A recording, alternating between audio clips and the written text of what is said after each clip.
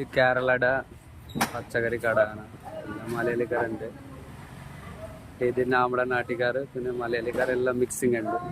ഇത് പച്ചക്കായ, ഇത് സാമ്പാർ ഐറ്റം എല്ലാം ഉണ്ട്. പിന്നെ ഇത് കട്ട് വെച്ച്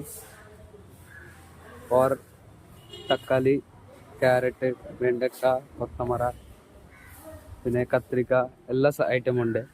പിന്നെ ഇത് സാമ്പാറുടെ മെയിൻ ആള്. പിന്നെ ഈ പച്ചക്കറി കടയുടെ നേരത്തെ ഓൾഡ് പണിക്കാരാണ് അത്. ഇതിന്റെ വർഷമായി, ഭയങ്കര വർഷമായി.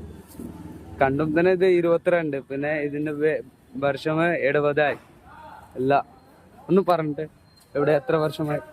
25 വർഷമായി. 25 വർഷം.